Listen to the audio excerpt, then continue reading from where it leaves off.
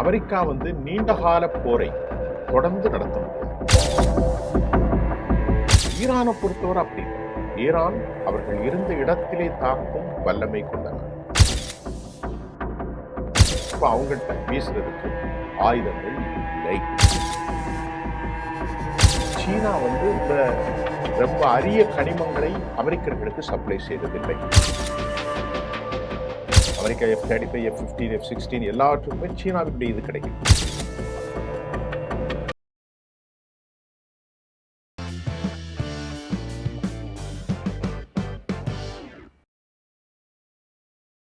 நேர்களே,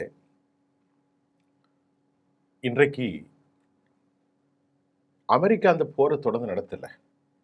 இதுல ஒரு பெரிய பொருளாதார சீரழிவு ஏற்படும், பேரழிவு ஏற்படும். கேஸ்டோபோரி, அதாவது இந்த பேரழிவின் காரணமாக அமெரிக்கா நீண்டகால போரை தொடர்ந்து நடத்த முடியாது. ஏன்னா அமெரிக்காவுடைய போர் கப்பல்கள் முழுமையாக வலிமை இழந்து தவிக்கும் நிலையில், அமெரிக்கா பொருளாதார சிக்கலும் ஏற்பட்டிருக்கிற நிலையில், அமெரிக்க இராணுவத்தில் குழப்பம் ஏற்பட்டிருக்கிற நிலையில் அமெரிக்கா இந்த போரை ஆயுதங்களும் குறைந்து, பணமும் குறைந்து, கப்பல்களும் குறைந்து, வலிமை இழந்த நிலையில் அமெரிக்கா இப்போது சிக்கப்பட்டு கொண்டிருக்கிறது. ஈரானை பொறுத்தவரை அப்படி இல்லை. ஈரான் அவர்கள் இருந்த இடத்திலே தாக்கும் வல்லமை கொண்ட நாடு. ஆக ஈரான் ஏராளமான ஒன்றை இழந்தால் மற்றொன்றை தயார் செய்வதாக நமக்கு தகவல் கிடைக்கின்றது. அஃபீஷியல் தகவலும் அது. பல மாதங்களுக்கல்ல, பல ஆண்டுகளுக்கு போர் செய்யும் வல்லமை. ஆக அமெரிக்கா அப்படி அல்ல. அமெரிக்காவினுடைய நிலைமை ரொம்ப மோசமாகி வருகிறது. மேலே போ இல்லை 19 மணி. இதற்கிடையில் சீனா ஈரானுக்கு 19 விமானங்களை வழங்கியிருப்பதாகவும், ரஷ்யா Su-34 ரக விமானங்கள் வழங்கியிருப்பதாகவும், இவைகள் அனைத்தும் மறைபொருளாக பாகிஸ்தானில் நிறுத்தப்பட்டிருக்கலாம் என்ற ஒரு செய்தி வந்திருக்கிறது. அடுத்த செய்தியில் வாஷிங்டன் போஸ்ட் வெளியிட்ட செய்தியின்படி, ஈரான் போரில் தொடக்கத்திலே நான் ஏற்கனவே சொன்ன மாதிரி டொமோஹாக், குரூஸ், பெட்ரியாட், தாட் எல்லாவற்றையும் அவர்கள் இழந்துவிட்டார்கள். 850க்கு மேற்பட்ட டொமோஹாக் நேற்று கூட சொல்லியிருந்தேன். பெட்ரியாட் 1000க்கு மேற்பட்டது, தாடு 1300க்கு மேற்பட்ட மேனுவரபிள் ஸ்டேட்மெண்ட் எல்லாம்.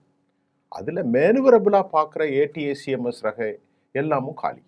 இப்போ அவங்கள்ட்ட வீசுறதுக்கு ஆயுதங்கள் இல்லை. இப்போது இந்த எண்ணிக்கையை அவர்கள் மேலும் கூடியிருக்கும், இன்னும் அதிகமாக இருக்கு. ஆனால் தங்கள்கிட்ட எவ்வளோ ஆயுதம் இருக்குன்னுலாம் அவங்க சொல்ல மறுக்கிறாங்க. ஓப்பன் ஸ்டேட்மெண்ட் செல்லல, இது மறைக்கப்படுகிறது. அமெரிக்க ஆயுத இருப்பு ரொம்ப குறைஞ்சது. அது அந்த நாட்டினுக்கு பெரிய அச்சுறுத்தல் என்பதை நாம் நேற்றே சொன்னோம், இன்றும் அதைத்தான் சொல்கிறோம். இந்த நிலையில் லாக்ஹீட் மார்ட்டின் நிறுவனத்தில் தற்போது உதவி செய்ய வேண்டும், லாக்ஹீட் மார்ட்டினுடைய நிறுவனத்தில் உதவி வேண்டும் என்று அமெரிக்கா கேட்கிறார்கள். இப்போ அமெரிக்காவில் உள்ள சிக்கலை ரொம்ப முக்கியமாக நான் சொல்கிறேன். அமெரிக்காவில் உலகத்தை தூக்கி நிறுத்தி இப்படி நிற்கிறது F-35 தான். இந்த F-35க்கு ரெடாரை கண்காணிக்கும் F-35 தான் மிக மிக முக்கியமானது. ஒரு விமானத்தின் உயிர் நாடி, அதாவது ரெஸ்பிரேட்டிவ் சிஸ்டம் சொல்லலாம். அது என்னன்னா ரேடார் சிஸ்டம். அந்த ரேடார் சிஸ்டத்தில் அதனுடைய கண்காணிப்பு, அது எதிரிகளை அது அந்த வெப்பத்தின் அளவை அப்சர்வ் செய்து கணிக்கும். இப்போ அந்த ரேடார் இல்லாமல் ஒரு F-35 இருக்குதுன்னு வைப்போம். அது கண் குருடானது என்று தான் நாம் சொல்ல முடியும். அதற்கான பார்வை இல்லை, அதற்கான ஹார்ட் இல்லை, அதற்கான ஃபங்க்ஷன் இல்லை, அதற்கான ரெஸ்பிரேட்டிவ் சிஸ்டம் இல்லை, எல்லாம் இல்லை. அப்போ உடல் உயிரற்ற ஒரு எலும்பு கடலாக மாறி வருகிறது F-35ல. ஏன்னா அந்த ரேடாருக்கு ஒரு ரேர் எர்த்து அதாவது மினரல் தேவை. சைனா இந்த ரேர் எர்த்து சப்ளை இல்லாத நிலையில் இப்போ அமெரிக்கா F-35 விமான செயல்பாடுகள் முற்றிலுமாக செயலிழந்து போச்சு. ஆனால் இருக்கு. F-35 விமானத்தினுடைய முன்பகுதிகளில் இப்போ rare earth, rare minerals, not earth, அந்த மினரல் அதனுடைய பாதிப்பு மிகுந்த குறைவாக இருப்பதால் சில மாற்றங்களைத்தான் செய்து அது பறக்கும் நிலையில்தான் தற்போது காணப்படுகிறது. சீனா வலிமையான ஆலோசனைகளை வழங்குகிறது. சீனா வந்து இந்த ரொம்ப அரிய கனிமங்களை அமெரிக்கர்களுக்கு சப்ளை செய்கிறதில்லை. இதனால் F-35 காலி. அது மட்டும் இல்லாமல் சீனா மேன்பேடு தோளிலிருந்து அடிக்கக்கூடியதை 70 மில்லியன் பணத்திற்கு 400 அனுப்பியிருக்கிறார்கள். அமெரிக்கா ஏராளமான ரெடார் கருவிகள் முற்றிலுமாக இந்த போரில் அளிக்கப்பட்டு விட்டது.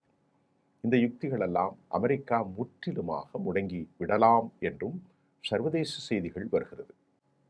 இப்போ ஒரு F-35 இல்லைங்க, உலகம் முழுவதும் அவருடைய தயாரிப்பு 2000 கிட்ட இருக்கு. இந்த 2000த்தில் இந்த ரேர் எர்த்தில் கிடைக்கக்கூடிய பூமியில் கிடைக்கும் இந்த மினரலில் ரெடாரில் வரவில்லை என்றால் அமெரிக்கா F-35 யாரும் வாங்க மாட்டாங்க. அமெரிக்கா F-35, F-15, F-16 எல்லாவற்றுக்குமே சீனாவினுடைய இது கிடைக்குது. ஆக இப்பொழுது அமெரிக்காவினுடைய தளங்களையும் அளித்து விட்டார்கள். ஆகவே இந்த ரெடார் கருவிகள் எதிர்வரும் வெப்ப அளவை உள்வாங்கி தாக்கப்படும் நேரத்தில் சீனாவால் சப்ளை செய்யப்படும், சீனாவில் மட்டும்தான் கிடைக்கக்கூடிய இந்த கனிமங்கள் இப்போது அமெரிக்கர்களுக்கு பெரும் சிக்கலை ஏற்படுத்தியிருக்கிறது. சீனா இதனை அமெரிக்காவுக்கு வழங்க மறுக்கும் நிலையில் ஒரு கண்ணில்லாத F-35 இப்பொழுது விமானங்கள் மாறின. நான் சொன்ன மாதிரி 2000க்கும் மேற்பட்ட விமானங்கள் F-35 இப்போ என்ன செய்ய போகிறாங்க? இது ஒரு மோசமான நிலையை அமெரிக்கர்களுக்கு ஏற்படுத்தியிருக்கிறது. அடுத்து நம்ம பார்க்கலாம். அமெரிக்கர்களுக்கு மறுபடி ஒரு சிக்கல் என்ன? ஈரானியர்கள் மலைகளுக்கு கீழ் இருக்கிறார்கள். ஒரு மலை எடுத்துக்கொண்டால் அது 5000, 7000, 8000 அடி. அதைக்கு கீழ் பூமியிலே குடைந்த 500 மீட்டருக்கு ஆழத்தில் தான் ஈரான் ஏவுகணை தளங்களை வைத்துள்ளது குறிப்பிடத்தக்கது. இது ஈரான் வந்து இவ்வளவு ஆழமாக வைத்திருப்பதை அமெரிக்கர்களால் அது கண்டுபிடிக்கவே முடியாது. Impossible to penetration. அமெரிக்க குண்டுகளால் அது துருள் செய்ய முடியாது. அது சில 200 மீட்டர் தான், அவ்வளோதான். இது மலைகளுக்கு கீழே 500 மீட்டர். ஆகவே அப்போ இதை முழுமையாக அழிப்பதற்கு அமெரிக்கா என்ன செய்யணும்? படைகளை உள்ளே இறக்கணும். அமெரிக்கா படைகள் உள்ளே நிறைந்தால் மட்டும்தான் இந்த வெற்றி சாத்தியக்கூறு உள்ளது, குறிப்பிடத்தக்கது.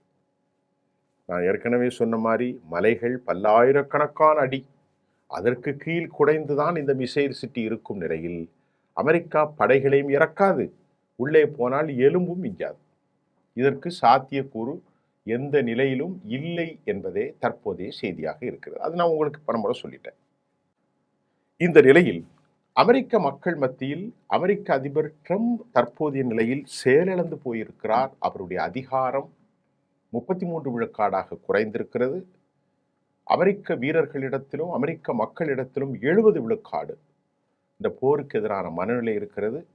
ஆகவே தற்போதைய நிலையில் செயலிழந்து தவிக்கும் இனி முழுமையாக இஸ்ரேல் அமெரிக்காவிடம் இனி கடந்த காலத்தில் பெற்ற அதே போரான ஆதரவை பெற முடியாத நிலையில்தான் இஸ்ரேலிய அரசும் அதன் தலைமைக்கும் இது கடைசி வாய்ப்பு.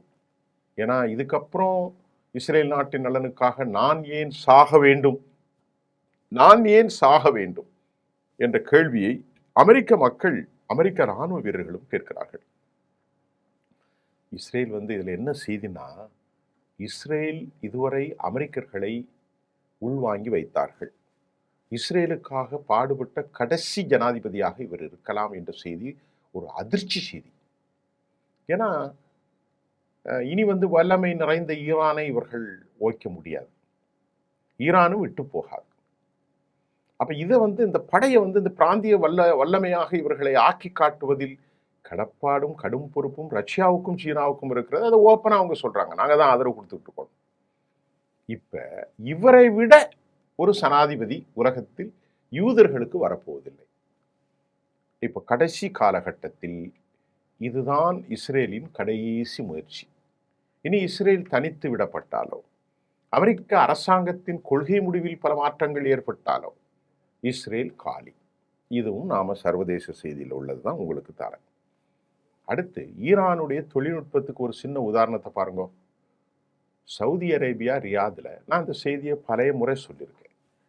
சிஏ வீரர்கள் 50க்கும் மேற்பட்டவர்களை படுகொலை செய்து இது அமெரிக்காவுக்கு பெரும் ஆத்திரத்தையும் பயங்கர பதபதைப்பையும் ஏற்படுத்தியது.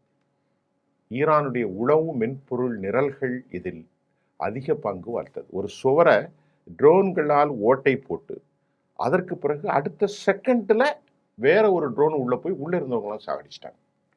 இந்த அளவிற்கு ஈரான் கெம்மக்கியம் மென்பொருள், அதாவது சேட்டலைட் மூலம் இந்த அதிசயத்தை நடத்தி இருக்கிறார்கள். இதற்கிடையில ரஷ்ய அதிகாரி, அவருடைய பெயர் அலாவுதீன் நோ, இஸ்ரேல் தூண்டும் வகையில் திட்டம் தீட்டி வருவதாக அவர் கூறிய நிலையில், இஸ்ரேல் ஒரு நேரத்தில் முழுமையாக இல்லாமல் அந்த பிராந்தியத்தை விட்டு அழியக்கூடிய வாய்ப்பு இருப்பதையும் அலாவுத்தீன் நோ குறிப்பிட்டிருக்கிறார். இது ஒரு நேரத்தில் முழுமையாக இஸ்ரேல் இல்லாமல் போய்விட அதிக வாய்ப்பு உள்ளது என்றும் ரஷ்ய இராணுவ அதிகாரி ஒருவர் கருத்து தெரிவித்திருப்பது மிக முக்கியமான விஷயம். நிலைமை மாறுதுங்க, நிலைமை மாறுது. அதைத்தான் நாம சொல்லப்படும். இஸ்ரேல் நாட்டிலிருந்து இதுவரை 2,70,000 பேர் கடந்த 3 ஆண்டுகளில் வெளியேறியிருக்கிறார்கள். ஏனென்றால் இனி அந்த நாடு நமக்கு பாதுகாப்பு இல்லை, இஸ்ரேல் நாட்டில் வாழும் நிலை இல்லை என்றும், நாட்டின் கடும் போக்குவாதமும் மதச்சார்பற்ற நிலையிலிருந்து அரசு பின்வாங்கி வருவதாகவும் அறிவுசார் தளத்தில் யூதர்கள் பலர் வெளியாகிட்டார்கள். அரசு நடவடிக்கை குறித்து பொதுமக்களுக்கு கடும் சந்தேகம் எழுந்துள்ளது என்பதை நாம் புரிந்து கொள்ள முடிகின்றது. இப்போ ஒரு கருத்தை நீங்க புரிஞ்சுக்கிடுங்க. யூத மக்கள் அனைவரும் மோசமானவர்கள் அல்ல. அவற்றில் இடதுசாரிகள் இருக்கிறார்கள், மதச்சார்பற்ற மக்கள் இருக்கிறார்கள், எல்லோருமே இருக்கிறார்கள். அப்படி இருக்கின்ற போது அவர்களில் ஒரு பெருங்கூட்டம் இனி இந்த நாடு நமக்கு பாதுகாப்பு இல்லை என்று அவர்கள் நம்புகிறார்கள். அலாவுத்தீன் நோ ரஷ்யாவிலிருந்து சொல்கிறார், ஒரு கட்டத்தில் இனி யூத நாடு இல்லாமல் இஸ்ரேல் இல்லாமல் போகக்கூடிய வாய்ப்பும் ஏற்பட்டுவிடும் என அவர் அச்சுறுத்துகிறார். அடுத்து அமெரிக்கர்கள் இந்த போரில் வெற்றி பெற வேண்டும் என்றால் அவர்கள் நாட்டுக்குள் இறங்க வேண்டும் என்றும் அதற்கு சாத்தியமில்லை. டேவிட் கெய்ன் இந்த கருத்தை சிந்திருக்கிறார். டான் கெய்னுடைய கருத்து என்ன? உள்ளே இறங்கி கர்கில் இறங்கி தாக்குதல் நடத்தினால்தான் மிசைல் சிட்டியை அவர்கள் கண்டுபிடிக்க முடியும். பல லட்சம் பேர், அது கற்பனைக்கு கூட சாத்தியமில்லை. அமெரிக்கர்கள் உள்ளே இறங்க போவதும் இல்லை, அவர்களிடத்தில் பண வலிமையும் இல்லை, அது உடனடியாக நடக்காது. செனட் சபையின் ஆதரவு, அமெரிக்க பிரதிநிதித்துவ சபை, நாடாளுமன்ற சபை, காங்கிரஸ் சபை எல்லாம் உறுதி செய்ய வேண்டும். அதற்கான ஃபண்டு ஒதுக்கப்பட வேண்டும். அதுக்கு சாத்தியமே இல்லை. இப்போ பாருங்க, ஒரே ஒரு உதாரணம், பஹ்ரைன்ல அழிச்சாங்க பாருங்க ஈரான். அதுக்கு மட்டும் 400 மில்லியன் தேவை. அந்த 400 மில்லியனே இல்லாமல் கஷ்டப்படுகிறது அமெரிக்கா. ஆக அமெரிக்கா ஒருபோதும் ஈரானியர்களோடு மல்லுக்கு சென்று களப்போரில் ஈடுபட போவதில்லை. ஈடுபட்டால் மட்டும்தான் இந்த மிசைல் சிட்டியெல்லாம் அவங்க காலி பண்ண முடியும்னு தகவல் வந்துட்டு. நியூயார்க் டைம்ஸினுடைய தகவலை வால் ஸ்ட்ரீட் ஜேர்னல் தான் ரொம்ப தெளிவாக போட்டிருக்காங்க. அதை நான் சொல்லிட்டேன். எப்படியெல்லாம் யுஏஇயில் இப்போ யுஏஇக்கு அவங்க ப்ரெஷர் கொடுக்குறாங்க அமெரிக்கர்கள். யுஏஇலிருந்து வர்த்தகம் நின்றால் இன்னும் கொடூரமான தாக்குதலை நடத்தலாம். இப்படி பல செய்திகள் இன்று நாம் பேசியிருக்கோம். அமெரிக்கா முடங்கித்தான் இருக்கின்றது. மீண்டும் நாளை அடுத்த செய்தியில் சந்திப்போம்.